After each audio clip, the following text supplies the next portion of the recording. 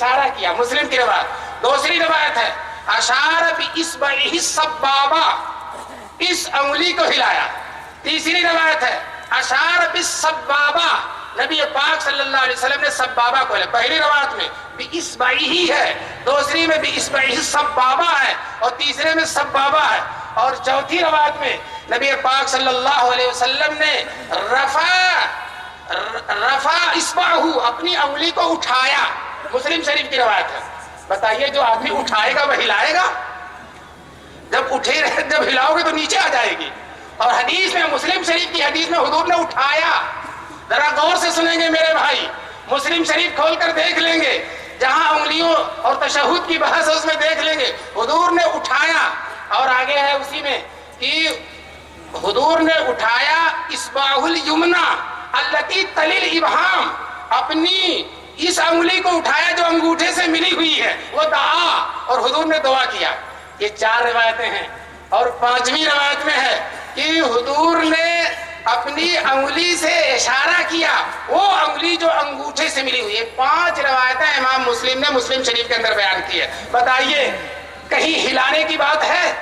کہیں ایک جگہ اٹھانے کی بات ہے اور ایک جگہ اشارہ کرنے کی بات ہے۔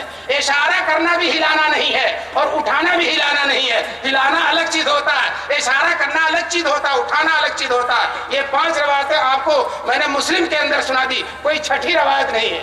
آئیے اس کے بعد ابو داؤد کی طرف آئیے۔ یہ حضرات حدیث پڑھتے ہی نہیں، کہتے ہیں ابو داؤد میں ہے کہ حضور انگلی ہلاتے تھے۔ لکھا ہے ان کے مفتیوں نے، مولویوں نے، ابو داؤد میں ہے کہ حضور صلی اللہ علیہ وسلم انگلی ہلاتے تھے۔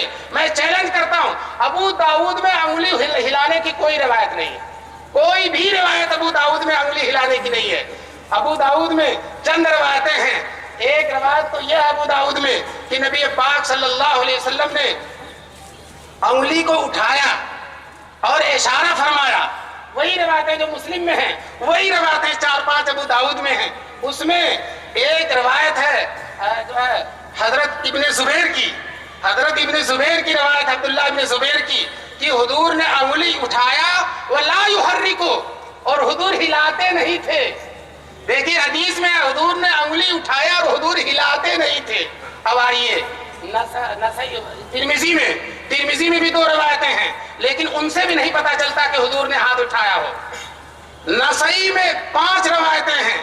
ایک روایت جو ہے حضرت وائل ابن حجر کی ہے، جس سے یہ ثابت ہوتا کہ حضور نے انگلی ہلائی، حضور نے انگلی ہلائی، کان یحرک اصابعہ۔ اور اسی میں 5 روایتیں اور ہیں، جس میں عبداللہ ابن زبیر کی بھی روایت ہے کہ نبی پاک صلی اللہ علیہ وسلم نے انگلی نہیں ہلائی۔ آئیے ترمذی میں نے آپ کو مسلم میں بھی دکھا دیا انگلی ہلانے کی